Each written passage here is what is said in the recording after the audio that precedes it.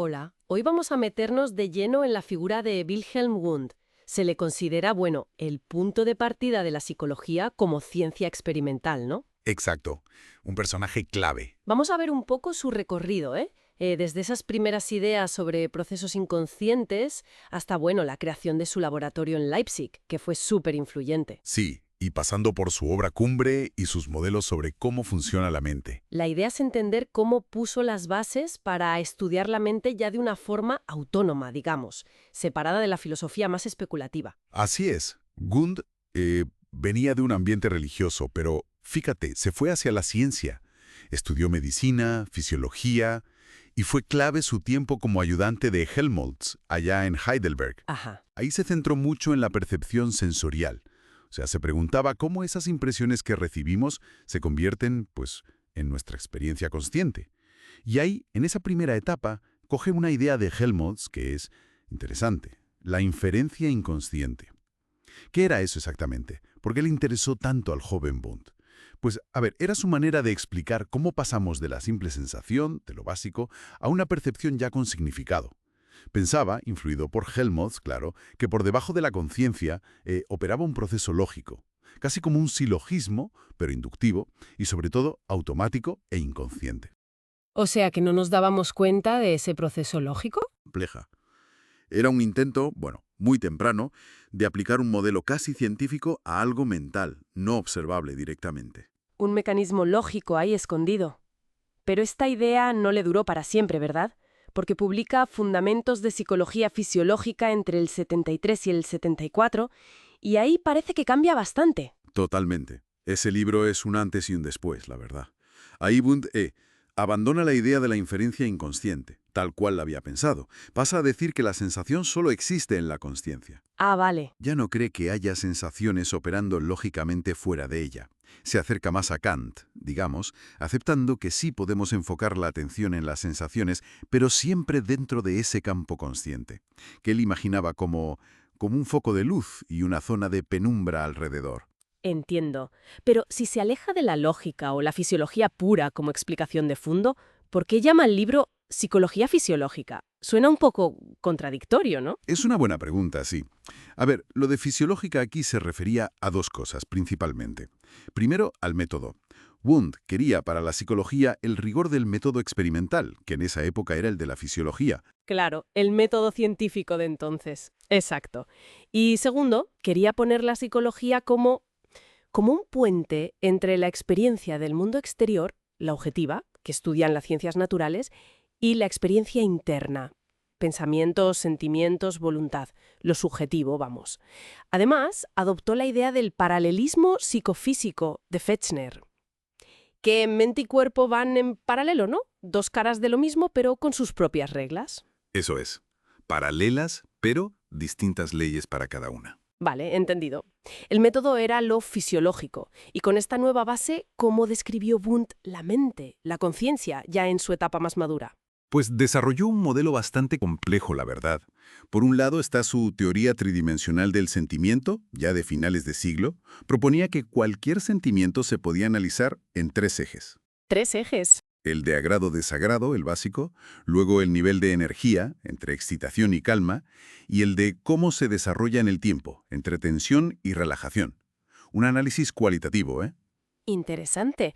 ¿Y esto cómo encajaba en la estructura general de la mente que él proponía? Pues mira, esos sentimientos, junto con las sensaciones que vienen de fuera, eran como los ladrillos básicos. El nivel 1 de su estructura psíquica, que era jerárquica. Vale, sensaciones y sentimientos abajo del todo. Exacto. Luego, en el nivel 2, estos se unen, se sintetizan, en formaciones psíquicas. Las sensaciones forman representaciones, ideas, y los sentimientos forman afectos, impulsos, emociones. Ya veo, se van combinando. Eso es. Y el nivel 3 ya son las conexiones entre esas formaciones. Y aquí introduce principios importantes como la síntesis creadora. El famoso el todo es más que la suma de las partes. Justo. O las relaciones psíquicas, que el significado depende del contexto. Y de ahí salían unas leyes sobre cómo se desarrolla la mente. Y había un nivel más alto. Mencionaste antes algo de otra área de su trabajo. Sí, el nivel 4. Eran los productos psíquicos o espirituales, lo más complejo. el pensamiento abstracto, el lenguaje. Para Wundt, esto ya no se podía estudiar bien en el laboratorio con una sola persona. Era el campo de su Völkerpsychologie. Su psicología de los pueblos. Exacto. Analizaba las culturas, los mitos, el lenguaje, como manifestaciones colectivas. Y uniendo todo esto hay un concepto clave: la percepción, que, si no recuerdo mal, lo tomó de Herbart. ¿Qué era para Wundt? Para Wundt era el proceso central, era la forma activa, voluntaria, en que la conciencia enfoca, selecciona y une los contenidos mentales en algo nuevo y con sentido. Es la base de su voluntarismo.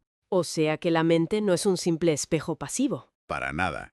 Es activa, dirige, selecciona. Es una causalidad psíquica que busca fines, teleológica, como se dice en filosofía. Todo este edificio teórico necesitaba un sitio donde ponerlo a prueba, donde desarrollarlo. Y claro, ese sitio fue Leipzig. Sin duda. Después de no conseguir plaza en Heidelberg, pues resulta que en 1875 le dan una cátedra en Leipzig. Y allí, en 1879, funda el primer laboratorio dedicado solo a psicología experimental. Luego se convirtió en instituto. Un hito. Totalmente. Se convirtió en el centro mundial. Por allí pasó gente como Kraepelin, Titchener, Cattell. Fue, digamos, la institucionalización definitiva de la psicología como disciplina académica propia, aunque Wundt siempre mantuvo lazos con la filosofía, claro. Claro. ¿Y cómo era ese método experimental del que tanto se habla? ¿Era la introspección clásica? Usaba la autoobservación experimental. Pero ojo, era muy crítico con la introspección filosófica de sillón, la de toda la vida, que le parecía pura especulación. Ah, vale. No era simplemente pensar sobre lo que piensas, no. Su método buscaba ser súper riguroso. Se centraba en procesos básicos, tiempos de reacción, juicios muy simples sobre estímulos que él controlaba. Usaba aparatos de precisión como quimógrafos, cronógrafos y, muy importante, los sujetos tenían que estar entrenadísimos. Entrenados. Sí, para dar informes muy inmediatos, muy básicos, nada de contar historias complejas sobre lo que sentían después de un rato. Querían el dato crudo, inmediato. Por eso tuvo luego polémicas con la escuela de Würzburgo, que sí usaban informes más largos y retrospectivos. Un viaje fascinante, la verdad. Ver cómo Wundt pasa de buscar leyes lógicas ocultas a defender una conciencia activa con sus propias leyes psicológicas, describiendo su estructura, los sentimientos y culminando en crear un método y un lugar para estudiarla experimentalmente. Así es.